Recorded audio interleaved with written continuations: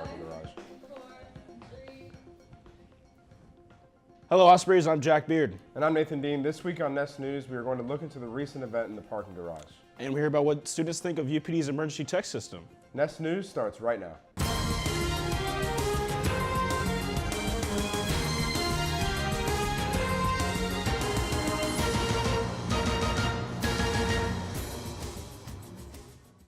On Monday night, there was an anonymous tip of a suspicious person in the arena parking garage.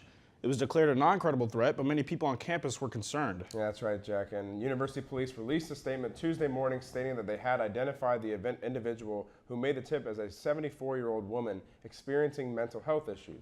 She was involuntarily admitted to a mental health facility Monday night. Here's Heidi Ortiz with more on the story. Monday night, JSO received an anonymous tip about an armed individual in the arena parking garage. A perimeter was set by police and students were advised to stay away. The student union was placed on code red and classes were canceled for the day. I parked and I came downstairs to pay. 4 or 5 cops ran up the bottom ramp with their rifles drawn. They set up a perimeter, and since then some people have gotten texts that said there was a possible armed robbery, and they haven't let anyone in or out since. I just think it's crazy because they just had, like, over the weekend, someone that was suspicious on the campus. Now this is happening. I just think it's kind of like heartbreaking just because I was just telling my professor up in Brooks that this is kind of like a new fear for a generation, but it's not an irrational one. This video was posted on Twitter around 6 p.m. on Monday. Oh, jeez!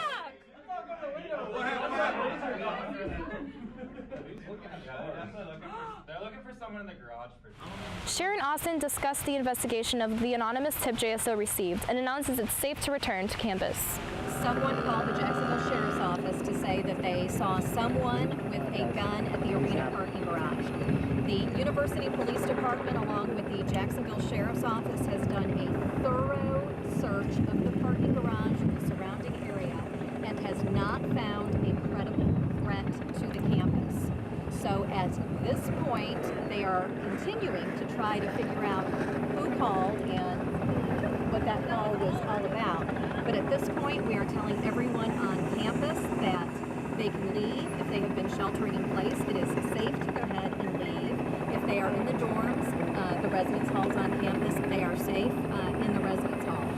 While UPD claims that text alerts were sent at 6:12, many say they received their text at 7. A Spinnaker media employee posted a poll on Twitter, and out of 66 votes, 89 said they received an alert at 7 p.m. Only 11% received an alert at 6:12. After an hour's search, police announced the end of Code Red on the student union. People were able to access their cars and leave. This is Heidi Ortiz from Spinnaker News. Luckily, no one was injured during the incident, although one student was arrested trying to gain entry to his car. Many people are concerned with the University Police Department's emergency text response system, after the majority of students and staff received the alert almost an hour after it was sent. Here's Hannah Lee with more on how students feel about this problem. Many students are having the same question after Monday evening's incident. Why wasn't I alerted sooner? We asked students about their opinions on the UNF crisis management system and how UNF could do better. Oh, I run track here at UNF, and I was actually running on campus with some friends, and we passed right by the garage, right where it happened. We're like, what's going on? And we ran off campus. About 15 minutes later, we're about to come right back on, and a car pulled over, some random guy, and he's like, hey, possible active shooter, you should not run through campus. So me and my friends, we went around, and there's all these helicopters in the sky. We're all a little bit paranoid because we didn't know anything, because we didn't have like any phones on us, any contact besides that one guy. So that was all I knew. And then I got back, and then I looked on Twitter, and I saw from Spinnaker and from Barstool UNF actually about the updates, and nothing from the actual university. The university alert is how I found out about it. What time was that at? I think it was at like 7:06, 7:05, 7:06. Do you know when the incident originally took place? I had heard from the news that it had occurred closer to 6 p.m., but I didn't find that out till after. Studies major, and I was in jazz combo with my director, and I got a message from one of my friends through Snapchat. It showed an email, and basically it said that there was a suspected shooter on campus. So I told the rest of the group in there, and we moved from the room we were in into a closet, and we barricaded the doors and everything, and we were just, there's no service in there, so we were texting people, trying to get some kind of word out to see what was going on and what was going on. We were in there for probably like 45 minutes before we got the okay that we could leave, but yeah, it was crazy.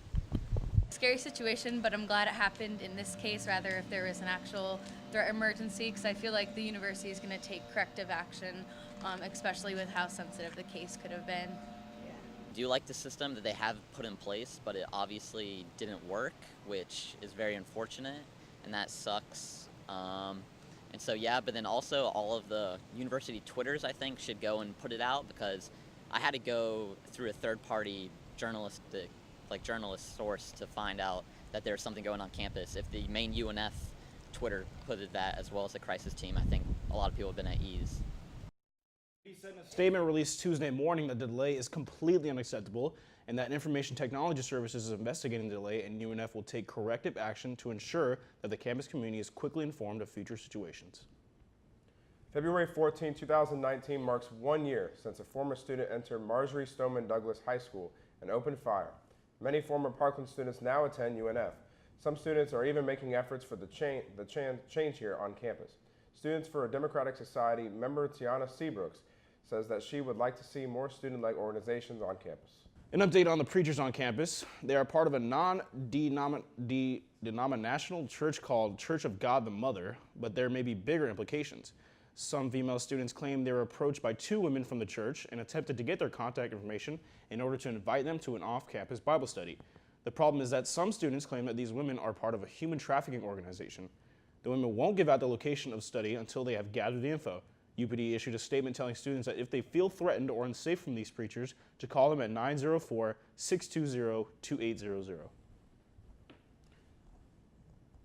Coming up, we have Elsa and Lizzo. And who won big at this year's Grammy Awards? Find out next. You're watching Nest News on Spinnaker TV. 7, 6. We have main engine start. 4, 3, 2, 1.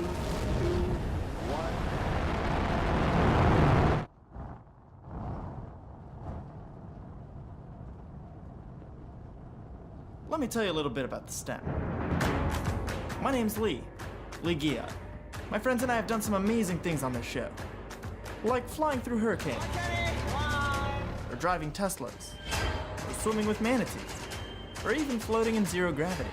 We film these things and bring them here, to the world's next great science and space show. That's where the STEM comes in. We go on adventures as an excuse to learn something. The universe is a pretty big place. There's a lot to learn, a lot that's interesting to learn. Over the next year or so, we'll be riding in the centrifuge, farm in the heart of New York City, fly a spaceship, fly President Harry Truman's Air Force One, launch some rockets, catch some rockets, nice! Shoot video at the speed of light. Our world and universe are there, waiting to be explored. The question is, what are you waiting for?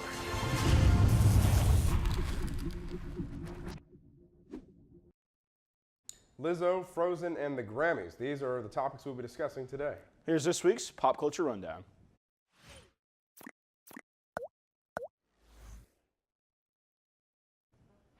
The #1 trending video on YouTube released on Wednesday as Disney released their first teaser trailer for the much-awaited Frozen 2. The teaser trailer currently sits at over 13 million views in just 2 days. The first Frozen released in November 2013 and gathered over $1 billion in the box office. Frozen 2 is set to release on November 22nd, 2019. Huge fan of the first one. It's been almost 6 years since the first one. Doesn't feel like it's been 6 years. Honestly, but we're approaching that, and I'm excited to see what they do with the second one. I haven't even seen the first one. You haven't seen the first one? No, I know. Well, I'm a little behind. I'm a little behind, yeah. Well, the 61st Annual Grammy Awards happened last Sunday. There was an array of performances from Katy Perry to Lady Gaga and Bradley Cooper. Singer-songwriter Casey Musgraves took home 4 awards, including Album of the Year. That's right. Also, Alicia Keys hosted, sharing her own Grammy stories throughout the entire night. She also performed a medley of songs she has worked on in the past. Yeah, the Grammys were an interesting one this year. I mean, obviously, Casey Musgraves won Album of the Year. Childish Gambino, he got a lot of awards for This Is America. So it was a pretty cool Grammys this year. Yeah, it was, I have to say. Singer-songwriter Lizzo released a new song and video on Valentine's Day entitled "'Cause I Love You." Her other song, "Juice," came out in January with an 80s-style workout video. She also recently performed on Song on Fallon. And Lizzo's full-length LP arrives April 19th of this year. She previously released Big Girl, Small World and her EP, Coconut Oil. I don't know what to say about her, to be honest. Yeah, I'll have to check out some of her music because I'm not entirely familiar, but hey, I know she's a rising artist, so I'm looking forward. That's right. After the break, Ashlyn Glocky has the weather for us. And the sports will be from John Watson. You're watching Nest News on Spinnaker TV. There's like nothing on the screen.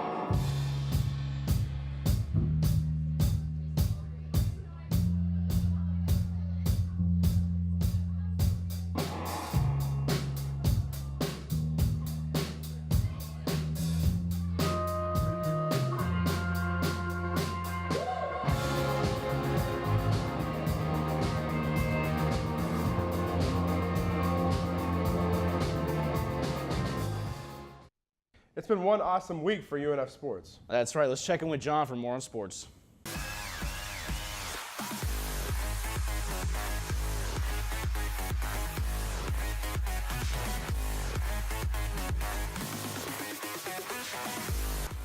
Great news for men's basketball. After a 6-game losing streak, the Osprey men are now on a 2-game winning streak after beating North Alabama 82-73 last Saturday on the road, and then returning to the Nest Wednesday for another big win, 80-57 over Kennesaw State.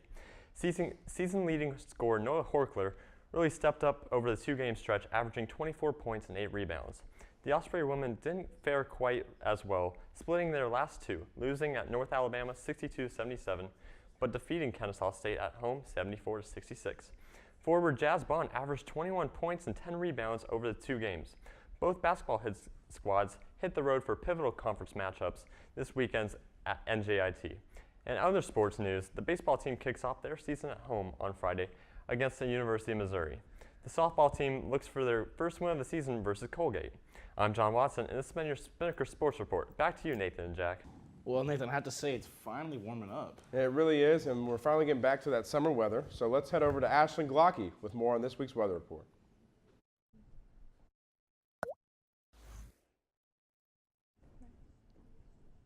Thank you, Jack and Nathan. Let's take a look at this week's forecast. Today we have a high of 74 and a low of 54. Your weekend remains pretty balanced as we transition out of winter. Saturday brings a high of 75 and a low of 59.